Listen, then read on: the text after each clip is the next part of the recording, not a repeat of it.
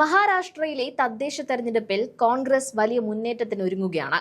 ജനുവരി 15 നടക്കാനിരിക്കുന്ന മുംബൈ കോർപ്പറേഷൻ തെരഞ്ഞെടുപ്പിൽ കോൺഗ്രസ് നേതൃത്വം നൽകുന്ന മഹാവികാസ് അഗാഡി സഖ്യം ഒറ്റക്കെട്ടായി മത്സരിക്കാൻ തീരുമാനിച്ചു കഴിഞ്ഞു. ശരത് പവാറിന്റെ എൻസിപിയും ഉദ്ധവ് താക്കറെയുടെ ശിവസേനയും കോൺഗ്രസിനൊപ്പം ഉറച്ചു നിൽക്കാൻ തീരുമാനമായി. ഇതോടെ മഹാരാഷ്ട്രയിൽ കോൺഗ്രസിന് അനുകൂലമായ രാഷ്ട്രീയ സാഹചര്യമാണ് തെളിയുന്നത്. ബി.ജെ.പിയെയും ഷിൻഡെ വിഭാഗത്തെയും നേരിടാൻ പ്രതിപക്ഷ കക്ഷികൾ ഐക്യത്തോടെ നീങ്ങുന്നത് കോൺഗ്രസിന് വലിയ തോതിൽ രാഷ്ട്രീയ മേൽക്കൈ നൽകുമെന്ന് ഉറപ്പാണ്. വരാനിരിക്കുന്ന തെരഞ്ഞെടുപ്പ് ഫലം മഹാരാഷ്ട്രയിൽ കോൺഗ്രസിന്റെ കരുത്തുറ്റ തിരിച്ചുവരവിനുള്ള വ്യക്തമായ സൂചനയാകുമെന്നാണ് റിപ്പോർട്ടുകൾ വ്യക്തമാക്കുന്നത്. മുംബൈ മുനിസിപ്പൽ തെരഞ്ഞെടുപ്പിന് മുന്നോടിയായി മഹാവികാസ് അഘാഡിയിലെ കക്ഷികൾക്കിടയിലുണ്ടായ ഈ ധാരണ കോൺഗ്രസിന് വലിയ ആത്മവിശ്വാസമാണ് നൽകുന്നത്. എൻസിപിയുടെ രണ്ട് വിഭാഗങ്ങളും തമ്മിൽ ഒന്നിക്കുന്നു എന്ന തരത്തിലുള്ള അഭ്യൂഹങ്ങൾ നേരത്തെ ശക്തമായിരുന്നു.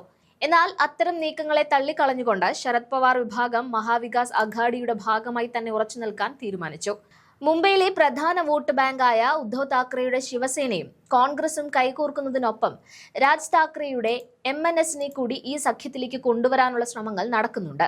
പ്രതിപക്ഷ വോട്ടുകൾ ഒരിടത്തും ഭിന്നിച്ചു പോകാതിരിക്കാൻ ഉദ്ധവ് താക്കറെയും രാജ് താക്കറെയും തമ്മിലുള്ള സഹകരണത്തിന് മധ്യസ്ഥത വഹിക്കാനും കോൺഗ്രസ് സഖ്യം തയ്യാറാകുന്നു എന്നത് നിർണായക മാറ്റമാണ്.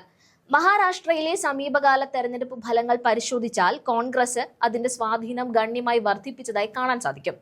കഴിഞ്ഞ ആഴ്ച നടന്ന നഗരസഭ, നഗർ പഞ്ചായത്ത് തെരഞ്ഞെടുപ്പുകളിൽ ബി.ജെ.പി നയിക്കുന്ന മഹായുതി സഖ്യം മുന്നേറിയപ്പോഴും പ്രതിപക്ഷ നിരയിൽ ഏറ്റവും കൂടുതൽ സീറ്റുകൾ നേടിയത് കോൺഗ്രസ് ആണ്. ആകെ 824 സീറ്റുകൾ നേടി കോൺഗ്രസ് തങ്ങളുടെ കരുത്ത് തെളിയിച്ചപ്പോൾ സഖ്യകക്ഷികളായ എൻസിപി, ശരത് പവാർ വിഭാഗത്തിന് 256 സീറ്റും ഉദ്ധവ് സേനയ്ക്ക് 244 സീറ്റും മാത്രമേ നേടാനായുള്ളൂ.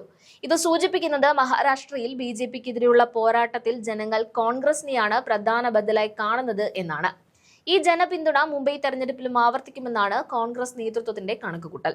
ഭരണപക്ഷമായ മഹായുതി സഖ്യത്തിനുള്ളിലെ ആഭ്യന്തര പ്രശ്നങ്ങളും കോൺഗ്രസിന്റെ സാധ്യതകൾ ഇരട്ടിയാക്കുന്നുണ്ട്. പൂനെയിലും പിംപ്രി ചിഞ്ച്വാഡിലും അജിത് പവാറിന്റെ എൻസിപി തങ്ങളുടെ സഖ്യകക്ഷിയായ ബി.ജെ.പിക്കെതിരെ തന്നെ മത്സരിക്കാൻ തയ്യാറെടുക്കുന്നത് അവർക്കിടയിലുള്ള വിള്ളലുകളാണ് വ്യക്തമാക്കുന്നത്. സീറ്റ് വിഭജനത്തെ ചൊല്ലിയുള്ള തർക്കങ്ങൾ കാരണം അജിത് പവാർ വിഭാഗം പലയിടങ്ങളിലും ഒറ്റയ്ക്ക് മത്സരിക്കാൻ നിർബന്ധിതരാവുകയാണ്. ഭരണപക്ഷത്തെ ഈ ചേരിതിരിവ് വോട്ടുകൾ ഭിന്നിക്കാൻ കാരണമാകുമെന്നത് കോൺഗ്രസിന് ലഭിക്കുന്ന വലിയൊരു രാഷ്ട്രീയ അവസരമാണ്. അജിത് പവാർ വിഭാഗത്തിലെ പല പ്രമുഖ നേതാക്കളും പഴയ തട്ടകമായ ശരത് പവാർ പക്ഷത്തേക്ക് മടങ്ങാൻ താൽപര്യം പ്രകടിപ്പിക്കുന്നത് ബി.ജെ.പി സഖ്യത്തെ കൂടുതൽ പ്രതിരോധത്തിലാക്കുന്നുമുണ്ട്.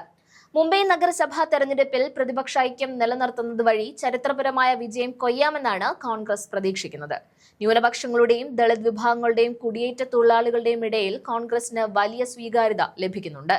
രാഹുൽ ഗാന്ധി മുന്നോട്ട് വെച്ച ഗ്യാരണ്ടി പദ്ധതികളും കർഷകർക്കും സാധാരണക്കാർക്കും നൽകിയ വാഗ്ദാനങ്ങളും വോട്ടർമാരെ സ്വാധീനിച്ചിട്ടുണ്ട്. ബി.ജെ.പിയുടെയും ഷിൻഡെ വിഭാഗത്തിന്റെയും രാഷ്ട്രീയ ശൈലികളോടുള്ള വിയോജിപ്പും ജനങ്ങൾക്കിടയിൽ പ്രകടമാണ്. ഇത് കോൺഗ്രസിന് വോട്ട് വിഹിതം വർദ്ധിപ്പിക്കാൻ സഹായിക്കും. ചുരുക്കത്തിൽ പ്രതിപക്ഷ നിരയിലെ ഏറ്റവും വലിയ കക്ഷിയായി കോൺഗ്രസ് ഉയർന്നു വരുന്നത് മഹാരാഷ്ട്ര രാഷ്ട്രീയത്തിന്റെ ഗതിമാറ്റം. ശരത് പവാർ വിഭാഗത്തിന്റെയും ഉദ്ധവ് താക്കറെയുടെയും പിന്തുണ കോൺഗ്രസിന് അനുകൂലമായ ഒരു തരംഗം സൃഷ്ടിക്കാൻ സഹായിക്കുന്നുണ്ട്. ജനുവരിയിൽ നടക്കുന്ന തെരഞ്ഞെടുപ്പ് ഫലം പുറത്തുവരുമ്പോൾ മുംബൈയുടെ ഭരണം കോൺഗ്രസ് സഖ്യത്തിന് ലഭിച്ചാൽ അത് വരാനിരിക്കുന്ന നിയമസഭാ